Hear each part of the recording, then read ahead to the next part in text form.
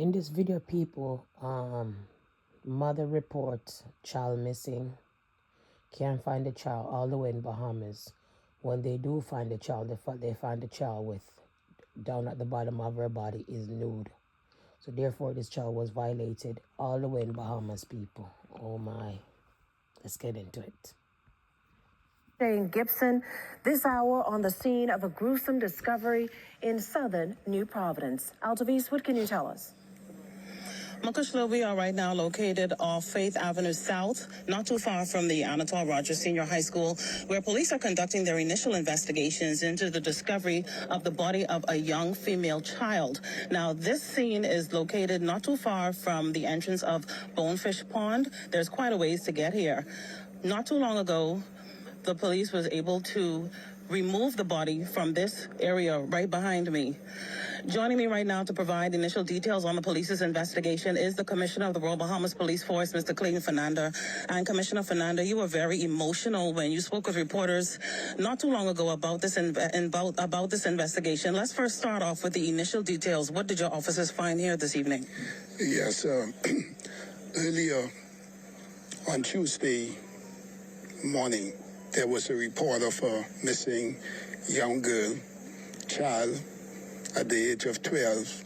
The parent went into the Carmichael Road station and reported her missing. The officers right away commenced investigation.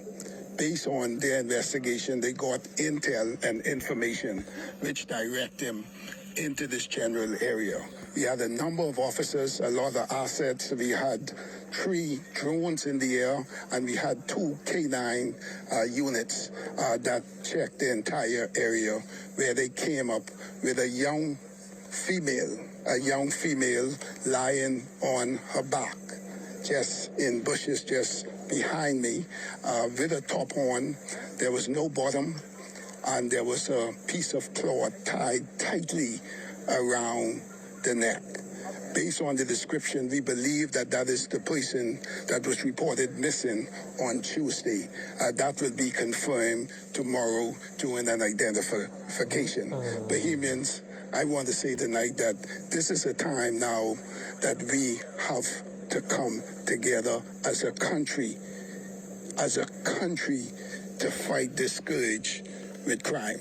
I have communicated with the nation's leader, who is out of country on business, and he is confirming with us that we will leave no stones unturned.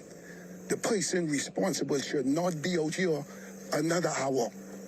So we are encouraged members of the public who live, especially in this general area, with any information, to please reach out to us right away. We continue to say to people, members of the public, that if you see something, you hear something, say something. And we encouraging members of the public to please do just that. Do just that. We have some information, we have some intel, and we are following some significant lead at this time. When you start to mess with our little darlings, our little jewels, our pearls, then it's a different level. As I said earlier tonight, I take this one personally, and every Bahamian should do the same to try to bring some closure to this matter. Commissioner, not only as the country's top cop, you're also a father, uncle, brother. Give some advice to parents on how they can keep their school children and children safe at all times. I continue to listen to talk shows early morning, and no longer than this morning on my way to work, tuning in, there was a lady who called and said that 6:30 in the morning, they're seeing young children in the schoolyard, unattended. And we continue to say to parents, do not leave your young children unattended. It should be supervised, not at these schools, but wherever the young people go, you should know where they are at all times. At least to be with some responsible adult to ensure that they are safe. Look at this area, man. We believe that the person, the young girl, lives in the rear here.